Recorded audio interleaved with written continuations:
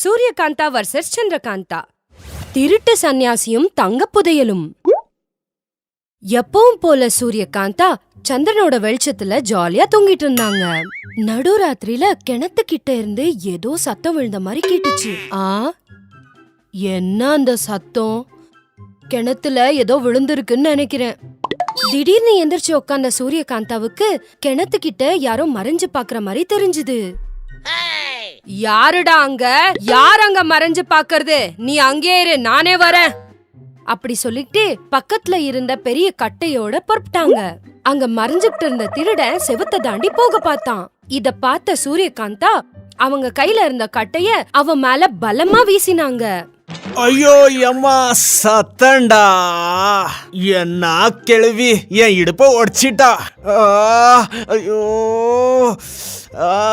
அப்படி சொல்லிட்டு செவத்தை தாண்டி ஓடி போனா அந்த திருடன்.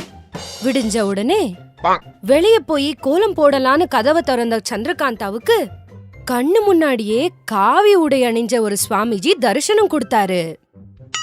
ஆஹா, இவரை பார்த்தா பெரிய மனித மாதிரி தெரியுது. என்ன ஒரு கலை, என்ன ஒரு கலை! இன்னைக்கு என்னால் நல்லபடியா விடிஞ்சிருக்கு. இவருக்கு சேவை பண்ணி நல்ல பேர் எடுத்து எங்க அத்தைய வசியம் பண்ற ஏதாவது மந்திரத்தை கத்துக்கிட்டே ஆகணும் அப்படின்னு நினைச்சுக்கிட்டா மனசு. வணக்கம் சுவாமி. புரிந்தது. கருணை இல்லாம கெட்ட புத்தியோட உங்க அத்தை உன்னை எப்பயும் கொடுமை கொடுத்துனுக்குறாங்க, சரிதானே? ஆமா சுவாமி, நீங்க பாக்க பெரிய மகாத்மா மாதிரி இருக்கீங்க. அப்படி பார்த்ததும் இப்படி என் கஷ்டத்தை சொல்லிட்டீங்க. சாமியாராவது மண்ணாங்கட்டியாவது நேத்து இரவு என் இடுப்ப உடைச்சிட்டா அந்த கிழவி. வலி குறையவே இல்ல. நீங்க தான் என்ன காப்பாத்தணும் சுவாமி. காப்பாத்தலாம், கண்டிப்பாக காப்பாத்தலாம். உங்க வீட்லயே இருந்து உன்னோட வேண்டுதலை கண்டிப்பா நிறைவேத்துறேன். எங்க வீட்லயா? அது எங்க அத்தை அப்படின்னு சந்தேகமா சொன்னா. சரி, பரவாயில்ல சுவாமி, நீங்க என் தூரத்தை சொன்னோன்னு சொல்லி கொஞ்ச நாளைக்கு இங்கே இருக்க நான் ஏற்பாடு பண்றேன், வாங்க சொல்லிட்டு கிணத்துக்கிட்ட கூட்டிட்டு போய் காலை கழுவிட்டு இருந்தா. காலை கழுவுற சமயத்துல அந்த சுவாமிஜி கிணத்துல எட்டி எட்டி பாத்துட்டு இருந்தாரு. இந்த கிணறோட ஆழம் எவ்வளோ? மகாத்மா, நீங்க என்ன சோதிக்கிறீங்க? இந்த உலகமே தெரிஞ்சவங்க நீங்க. உங்களுக்கு இந்த கிணத்தோட அளவு தெரியாதா? எவ்வளோ இருக்கும் சுவாமி? ஒரு 10 அடி. உங்களோட 2 கை விரிச்சாலே போதும். அவ்வளவுதான் நினைச்சுக்கிட்டான் சுவாமி. யாரம்மா அது சொல்லிட்டே வெளியே வந்தாங்க சூரியகாந்தா. இவர் எனக்கு பெரியப்பா முறை வேணும் அத்தை. நான் சின்ன வயசுல இருக்கும் போதே இவர் ஹிமாலயாக்கு போயிட்டாரு. அங்கேயே நிறைய வருஷம் பயங்கரமான தவம் எல்லாம் செஞ்சு எவ்வளவோ மகிமைய படைச்ச பெரிய மகாத்மா. சாக்ஷாத் அந்த ஈஸ்வரனையே தரிசனம் பண்ண இவர் ஒரு பெரிய மகாத்மா. 1 2 எவ்வளோ சொல்றது அத்தை என் வாயால. சாதாரணமா இவரு யாரு வீட்டுக்கும் வரமாட்டாரு, கால் வைக்க மாட்டாரு. ஏதோ எனக்கு பெரியப்பா முறைன்றதுனால நம்ம வீட்டுக்கு விருந்தாளியா வந்திருக்காரு. இவர் கால் பட்டாலே எல்லாம் கெட்டதும் போயிடும். போகும் என்னென்ன போக போகுதுன்னு நானும் பாக்குறேன். இரு இவனை எங்கயோ பார்த்த மாதிரி இருக்கே அப்படின்னு சந்தேகமா பார்த்தாங்க. எதுக்கு இருக்காது, எல்லாம் என் பெரியப்பா ஜாடியே தான். என்ன பார்த்தாலே அசல் எங்க பெரியப்பா பாக்குற மாதிரியே இருக்கும்னு சொல்லுவாங்க. இருந்தாலும் உங்களுக்கு தான் எங்க ஆட்கள்னாலே பிடிக்கவே பிடிக்காது. ஏதோ வராம வந்திருக்காங்களேன்னு இருக்க சொன்னேன். நீங்க வாங்க சுவாமி, இந்த கிழவி ஏதாவது சொல்லிக்கிட்டே இருப்பா அப்படி சொல்லிக்கிட்டு உள்ள கூட்டிட்டு போனா சந்திரகாந்தா. சாப்பாடு முடிஞ்சதும் ஓய்வு எடுத்துக்கிட்டு இருந்த சுவாமிஜியோட கால் அமுக்கிக்கிட்டே விசிறிய வீசிக்கிட்டே, சுவாமி சுவாமி, எல்லாம் தெரிஞ்சவங்க நீங்க.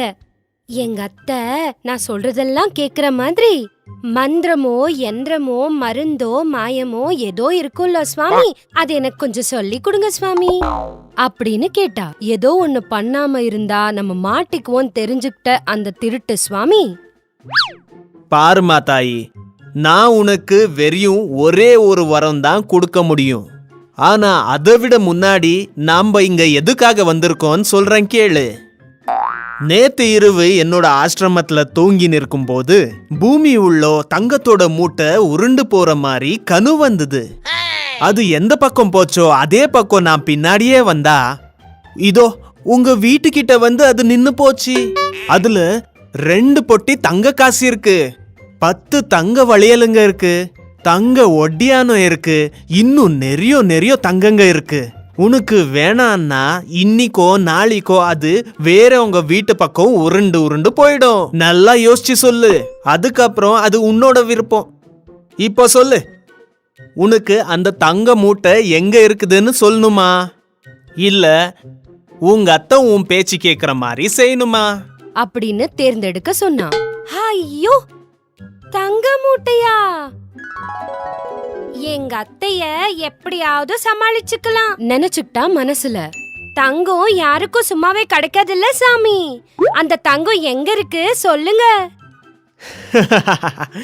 தங்கம்னு சொன்னா வாய பொழுக்காத பொம்பளைங்களே இல்ல அப்படின்னு சிரிச்சுக்கிட்டான். கண்ணை மூடிக்கிட்டே ஏதோ தியானம் பண்ற மாதிரி. தெரிஞ்சுனுக்குது. உங்க வீட்ல ஈசானிய மூலையில இருக்கிற கிணறுல அது பத்திரமா இருக்கு. இன்னைக்கு இரவு அத உனக்கு எடுத்து தரேன். ஆனா அப்படின்னு இழுத்தடிச்சான். என்னாச்சு சுவாமி? இப்போ போர் பம்ப்ல தண்ணி வரணும்னா தண்ணி ஊத்தணும், பேங்க்ல வட்டி வரணும்னா பணத்தை போடணும். அப்படிதான் அந்த தங்கம் உனக்கு வரணும்னா நீ கொஞ்சம் தங்கம் வைக்கணும். நீ எவ்வளவு தங்கம் வைக்கிறியோ அதுக்கு 2 மடங்கா அந்த நிதி உனக்கு தங்கம் தரும். 2 மடங்கா? அப்படின்னா என்னோட நகை என்ன சுவாமி? என் அத்தையோட நகை, என் அத்தனாரோட நகை, என் புருஷனோட இடுப்பு அர்ணா கயிறு, அப்புறம் என் மாமனாரோட 10 கை மோதிரம் எல்லாமே வைக்கிறேன். இது எல்லாத்தையும் சூரியகாந்தா கேட்டுட்டாங்க. என்னோட நகையே கொண்டு போய் தரியா? இரு, உன்னை ஒரு வழி பண்ற நினைச்சுக்கிட்டாங்க. பாதி ராத்திரி ஆன பிறகு சூரியகாந்தா எதுவுமே தெரியாத மாதிரி, இத பாரு மருமகளே, எனக்கு தூக்கம் வருது, நான் போய் படுக்க போறேன் அப்படின்னு எல்லாருக்கும் கேக்குற மாதிரி சத்தமா சொல்லி எப்பவும் போல வெளியே போய் படுத்துக்கிட்டாங்க. அத்தை தூங்கிட்டாங்கன்னு நினைச்ச சந்திரகாந்தா வீட்ல இருக்கிற எல்லா நகையும் கொண்டு வந்து சுவாமிஜி முன்னாடி வச்சா. தியானத்துல இருந்த சுவாமிஜி கண்களை திறந்து அந்த நகை எல்லாத்தையும் பார்த்தான். ஆஹா, இன்னைக்கு என்னோட அதிர்ஷ்டம் நல்லா இருக்கு நினைச்சுக்கிட்டு, சரி நான் போய் அந்த கிணறுல இருக்கிற தங்கத்தை நான் வெளியே எடுக்கிறேன், வா எனக்கு உதவி பண்ணு அப்படி சொல்லிக்கிட்டே கிணத்துக்கிட்ட போனா. சூரியகாந்தா அவங்க மேல ஒரு கண்ணு வச்சுக்கிட்டே இருந்தா. சந்திரகாந்தாவோட உதவியோட கிணத்துல இருந்த நகை எல்லாத்தையும் எடுத்துக்கிட்டு இருந்தா சுவாமிஜி. அம்மா, உண்மையாவே நிறைய நகை இருக்கு சுவாமி, இழுங்க இழுங்க அப்படின்னு 2 பேரும் அதை இழுத்துக்கிட்டே இருந்தாங்க. அந்த 2 மூட்டை நகைகளை பார்த்து தலை சுத்துச்சு சந்திரகாந்தாவுக்கு.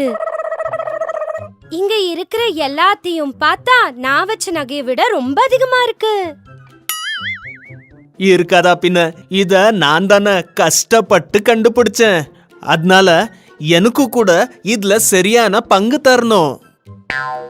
இப்படி சொல்லிக்கிட்டே நகைகளை பகிர்ந்துக்க ரெடியானாங்க. இதோ என்னோட 2 வளையல், இதுக்கு பதிலா 4 வளையல் எடுத்துக்கிறேன். இது என்னோட செயின், அதுக்கு பதிலா நான் 2 செயினை எடுத்துக்கிறேன். இதோ என்னோட செயின், இதுக்கு பதிலா 2 செயின் எடுத்துக்க போறேன். இந்த நகை என்னோடது, இதுக்கு பதிலா நான் 2 நகை எடுத்துக்கிறேன். இதோ இது என்னோட அத்தையோட மோதிரம், இதுக்கு பதிலா 2 மோதிரம் எடுத்துக்க போறேன். சொல்லிக்கிட்டே அதை எடுக்க போகும்போது, எங்க இங்க வெயி சைஸ பாக்கலாம் அப்படின்னு ஒரு கை நடுவுல வந்துச்சு. ஏதோ ஞாபகத்துல அந்த மோதிரத்தை கைக்கு வச்சா சந்திரகாந்தா. ஐயோ, இது ரொம்பவே டைட்டா இருக்கு அப்படின்னு ஒரு குரல். பரவாயில்ல, இதோ இந்த மோதிரத்தை எடுத்துக்கோ அப்படின்னு இன்னொரு மோதிரத்தை கொடுத்துக்கிட்டே அதிர்ச்சியை திரும்பி பார்த்தா சந்திரகாந்தா. எதிர்ல கோவத்தோட பாத்துட்டு இருந்த சூரியகாந்தா பக்கத்திலே போலீஸ பார்த்து ஷாக் ஆனாங்க 2 பேருமே. அடே திருட்டு ராஸ்கல், இவ்வளவு நாளா திருடின தங்கத்தை எல்லாம் இங்க மறைச்சு வச்சு நீ மாறு வேஷத்துல தெரிஞ்சுன்னுக்கிறியா? ஆனா நாங்க ஒரு திருடனை தேடி நின்றா இங்க 2 திருடனுங்க இருக்கிறாங்க. நடுங்கடா ஸ்டேஷனுக்கு.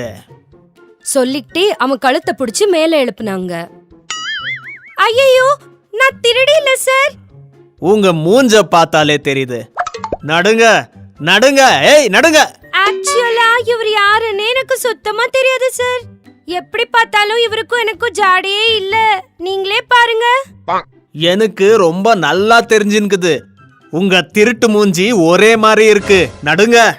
சார், நீங்க எனக்கு எந்த தண்டனை வேணாலும் கொடுங்க, பிரச்சனை இல்ல. ஆனா அந்த கெட்ட மூஞ்சி கூட என்ன கம்பேர் பண்ணாதீங்க சார். என்னோட கிளாமர் எங்க, அவளோட கிளாமர் எங்க? அடே திருட்டு சன்னியாசி, உனக்கு என்னடா வந்துச்சு? என் முகத்துக்கு என்னடா குறை? அப்படியே சந்திரன் மாதிரி ஜொலிக்குது. இது பாருங்க அத்தை, இவன் என் பெரியப்பனும் இல்ல பெரிய மனுஷனும் இல்ல. ஏதோ நகைய டபுள் பண்றேன்னு சொன்னனால புத்தி கிட்டி இந்த வேலைய பண்ண. நீங்களாவது சொல்லுங்க சார் கிட்ட அப்படின்னு கை கால விழுந்தா. இன்ஸ்பெக்டர் சார், இவ என் மருமக தான். அவளோட பார்வை திருட்டு பார்வைதான், ஆனா திருடுற மனசு இல்ல சார். தயவு செஞ்சு என் முகத்துக்காக அவளை விட்டுருங்க சார் அப்படி சொல்லி இன்ஸ்பெக்டர் ரிக்வெஸ்ட் பண்ணிட்டே சந்திரகாந்தா. ஐயோ அத்தை, எங்க கூட நீங்க கவுண்டர் போடாம விடவே மாட்டீங்கல்ல. சரி, நீங்க சொன்னதுனால நான் விட்டுன்னுக்கிறேன். திருடனை புடிச்சு கொடுத்து தங்கத்தை மீட்டு கொடுத்துருக்கீங்க, ரொம்ப தேங்க்ஸ். எப்போ ஆச்சு ஏதாச்சு உதவி வேணும்னா சொல்லுங்க. அப்படி சொல்லிட்டு அந்த திருட்டு சன்னியாசியையும் திருடன எல்லா நகைகளையும் எடுத்துக்கிட்டு புறப்பட்டாங்க இன்ஸ்பெக்டர். சார், இப்போ இந்த தங்கத்தை எல்லாம் என்ன பண்ணுவீங்க சார்? அத உருக்கி உன் கைக்கு காப்பு பண்ணி தரோம், நடு. சொல்லிக்கிட்டே புறப்பட்டாங்க. வீட்ல இருந்த அத்தை கிட்ட போய் அழுதுகிட்டே சொன்னாங்க சந்திரகாந்தா. என்னைய மன்னிச்சிடுங்க அத்தை, ஏதோ புத்தி கெட்டு இந்த மாதிரி வேலைய பண்ணிட்டேன், இனிமே செய்ய மாட்டேன் அப்படின்னு கன்னத்துல போட்டுக்கிட்டா. என் அம்மா வீட்ல போட்ட நகைய நான் எப்படி காப்பாத்திக்கணும்னு எனக்கு நல்லாவே தெரியும். நீ செஞ்சிட்டு இருக்கிற வேலைக்கு உன்கிட்ட இருக்கிற நகையும் கூட நானே வச்சுக்கிறேன். நீ உண்மையிலேயே சரியா போனன்னு தெரியும் போது நான் உனக்கு எல்லாத்தையும் திருப்பி தரேன் சொல்லிக்கிட்டே எல்லா நகையும் எடுத்துக்கிட்டு போனாங்க சூரியகாந்தா. ஐயோ கடவுளே, சின்ன மீனை போட்டு திமிங்கலத்தை பிடிக்கலான்னு பார்த்தா வச்சுக்கிட்டதும் போச்சு, இருந்ததும் போச்சு. ஐயோ கடவுளே அப்படின்னு அழுதுகிட்டே உட்கார்ந்தா சந்திரகாந்தா.